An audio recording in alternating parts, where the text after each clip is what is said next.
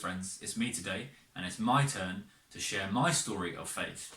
I was brought up in a Christian family, or at least my parents had just become Christians before they had me, so they were fairly new to faith, and they were still kind of working it out and what it meant, but I always enjoyed that kind of Christian aspect of our family. Faith was always a part of our family. I didn't enjoy going to church. Okay, I was reluctantly dragged along to church by my parents, but faith meant something to us as a family. I can remember where there'd be times where we didn't necessarily have a lot of money when we were growing up. We used to live in London, and my mum would say that we needed to pray for some food. We didn't have loads of food. We weren't going to starve or anything like that, but we didn't have loads of food that week, and so we would all pray around the dinner table, and the next day, right, there'd be a box of food on the doorstep. Amazing, right? I can remember all sorts of amazing things. My dad was in a bunch of really bad bike accidents. He used to bike to work, and at one point where he was like hit by a car and thrown over a car into a bus and stuff like that, and he was miraculously fine, bar a few cuts and bruises and a lot of moaning, which is where I get my moaning from. And then when I was about 10 years old, my parents moved me from London. We used to live in Mitcham, out into the middle of nowhere, into the Norfolk countryside. My gran had just moved out to Norfolk, and they were a little bit worried about her being on her own, but they were also worried about me getting in with the wrong crowd, starting to make friends with unsavoury characters, and this sort of thing. And so they moved us out into the middle of nowhere, into the countryside. And when I got there, friends, let me tell you, I went from a primary school, where there was like 600 kids, and I was one of 3 white kids in the whole school, to being considered the foreigner because I had a weird accent and I wasn't born in Norfolk. All right, it was quite a traumatic experience for me, and it took me ages to adjust and to find friends and to kind of settle in that area. I also found it really difficult to connect to church, and we went to a bunch of different churches. And never really felt like we connected with any of the people there. Until we went to a church where there was a youth worker, and I got on really well with him, and that really helped me kind of build friends in the group there. But I still struggled with church, in that I would read the Bible, and we would pray at home, and we'd hear stories of amazing things happening. And in the Bible, God seemed to be this amazing God, that all these mad things would happen. And then we go to church, and it seemed to be flat. And life at church just seemed to be a little bit dull.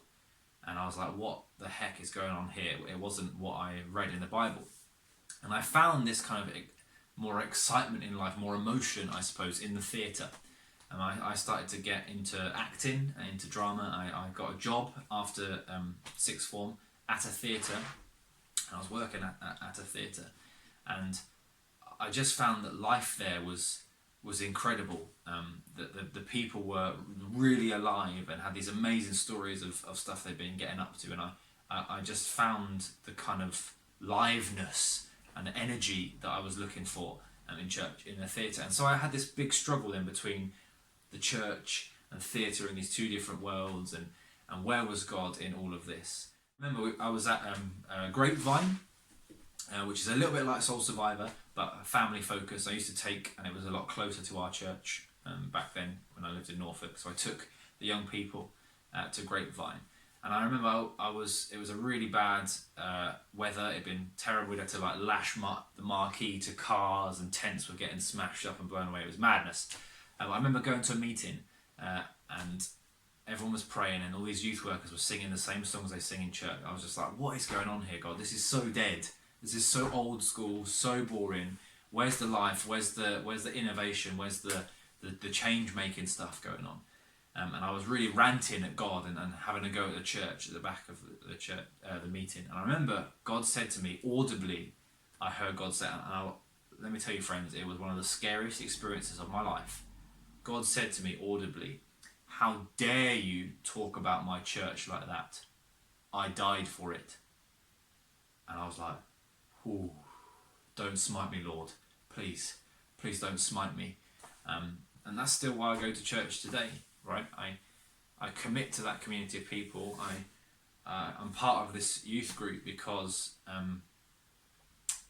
God says that he's going to bring change through us as a group. And yes, St Paul's has its issues. Yes, the services sometimes feel a bit dead, or there's stuff that I would do differently. But the people there are hungry to see God move amongst them and change them. And I've come to know St Paul's as a family, as a support network for me.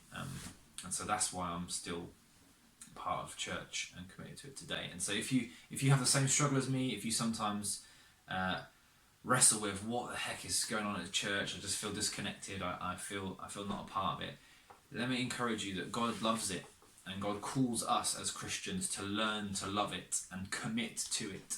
And if enough people do that, if enough of us as youth group commit to church and love it, maybe we can change it. Maybe we can be a part of the change that God is working through us.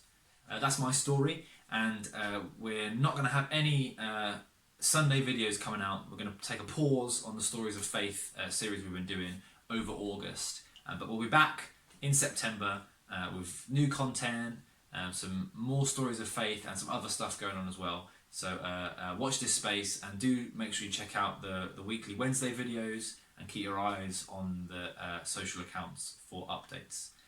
Be blessed, friends. See you soon.